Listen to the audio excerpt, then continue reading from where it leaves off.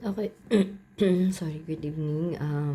Or I'll be discussing the Citric 1F.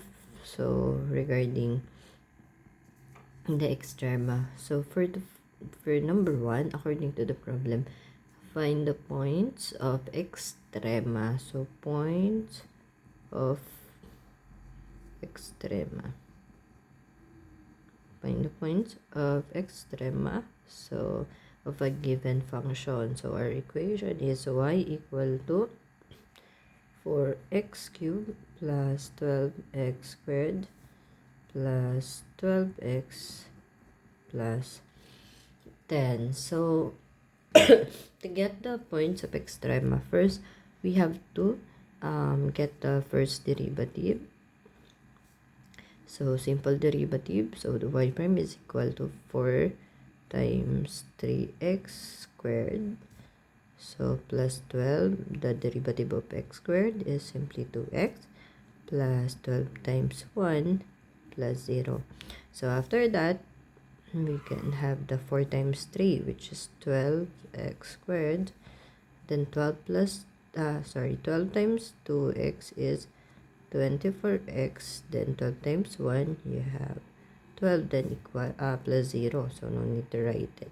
The next thing to do in extrema, is we have to equate the first derivative to 0. So we have here the 12x squared, which is this y prime, plus 24x plus 12 is equal to 0. So to make it simple, so you can see there's a common 12 at the three terms. Therefore, you're going to factor it out. Once na labas natin sa 12, so we'll have 3x squared na lang. Then 24x, labas yung 12, so we have 2x na lang. So 12 times 2x, you have 24x. And then, you factor out 12, therefore 1 na lang ang matitira dito. So to double check, 12 times x squared should be this one. 12 times 2x, it should be 24x. Then 12 times 1, you have 12, sorry. So the next step is, since we have 12 here, we can divide it by 12 and we can cancel it out. So therefore, you only have x squared plus 2x plus 1 is equal to 0 over 12, still 0. Then, by using the factoring na lang, so two numbers being multiplied, the answer should be 1. And if you add them, the answer is positive 2. We can have x plus 1 multiplied to x plus 1 equal to 0. Because as you can see, if you're going to multiply 1 times 1, you have 1. But if you add them, the answer is the positive 2. Okay, so since you have a common x plus 1, therefore, you have x plus 1 equal to 0, and then the other one, x plus 1 equal to 0. So, we only have the same. We have negative 1. So, therefore, we're just going to test if it is either maxima or minima. So, if you can still remember, for us to determine if it is maxima or minima, since we only have this x equal to negative 1. So, that's the critical point. But we have to determine maxima, minima. So, what we're going to do is we differentiate the first derivative, this one.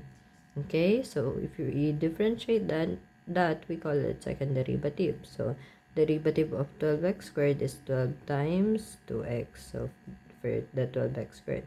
For this one naman, you have 24 times 1. The derivative of 12 is constant yan, so 0. Okay, then after this, we'll have 24x, 12 times 2x, then plus 24. So, in this result, for the second derivative test, what we're going to do is just simply get the y double prime second derivative at the critical point, which is negative 1. So, that's how we're going to test if it is maxima or minima. So, just simply substitute. We have 24 times your x is negative 1 plus 24. So, this will simply be equal to 0. So, now since this is 0, then if you try to do the first derivative test naman, diba? You have negative 1. So, we can have the first, kasi wala tayong choice eh. So, we have to try. Kasi hindi pa natin talaga sure kung yung 0 na yan ba ay point of inflection talaga.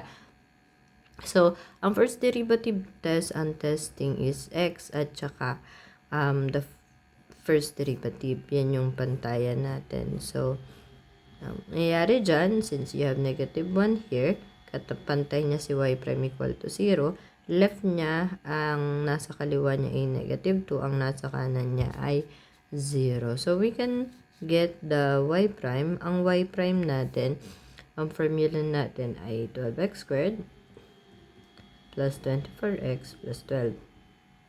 So, sa substitute lang natin at x equal to negative 2. So, magiging y prime natin ay equal sa I'm sorry.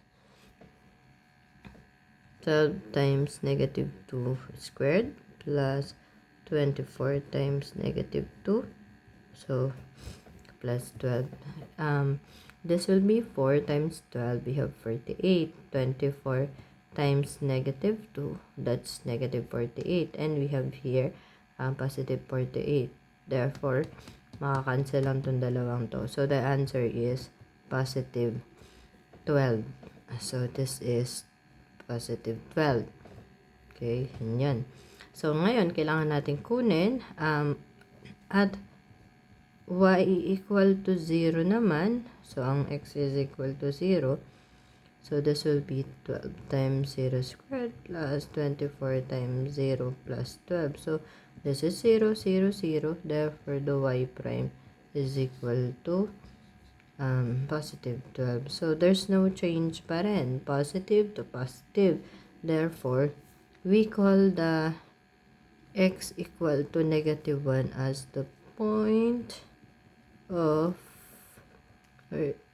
inflection. Okay? Or the point of inflection itself. Okay? So, pwede natin kunin yung partner ni na y to get the y.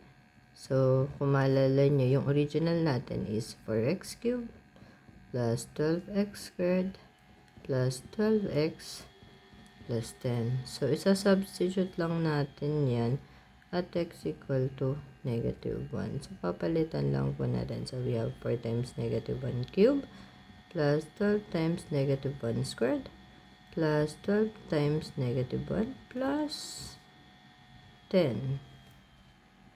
So, therefore, makukuha natin yung value ng y. So, this will be negative 4 kasi negative 1 times 4. The negative 1 squared is positive 1 times 12, positive 12. This is negative 12. And this is positive 10. So, cancel ito. Negative 4 plus 10. That's positive 6. So, the point of inflection is point of inflection is negative 1 and this one positive 6. So, yeah. Since hindi yan extrema, I just need to see the testing. Okay? So, that will be negative 1 and 6. Okay, as we continue, let's have the second problem. The sum of two numbers 50. So, let's call the first number as x and the second number as y. So, if we're going to add them, x plus y lang equal to 50. Kasi ang sabi sa problem, the two numbers, if you add them is 50. What are the numbers? So, ano si x? Tinatanong, ano si x? Ano si y? If their product, so ang product na tawagin natin p, if ang product ni xy is to be the largest. Therefore, we're going to differentiate p. But with respect kanino, kay x ba o kay y? That's why kailangan isa lang. So, we have to express either x or y in terms of one another. So, sanay tayo x na nakikita. So, let's get y. Okay? So, for us to get y, pwedeng kunin natin dito. So, we transpose the x. Therefore, that becomes 50 minus x. Excuse me. So, ang mangyayari dito, we'll have 50. So, that will be x. Ang y mo naman, papalitan mo, 50 minus x. So, this will be 50 times x minus x times x. You have x squared negative. So, if we're going to differentiate p with respect to x, simple derivative lang siya. So, that is simply 50 times 1 minus the x squared is 2x. Okay? And don't forget, to get the maxima or minima, we equate it to 0. So, therefore, yung 50 minus 2x, equal lang pala yan sa 0. So, pag tinranspose ito, this will be 50 equal to positive 2x. From negative, magiging positive. So, we can divide everything by 2. Yan. So, your x now is equal to 50 over 2. That's 25. Okay. So, ayan yung first value. While yung y kasi is 50 minus x. Diba yun? 50 minus x. Therefore, your y is simply 25 as well. Okay. Kunyari, pinahanap yung product. And you just simply substitute. Ayan. X times y. So, that's 6 to 5. So, correct me if I'm wrong, ha?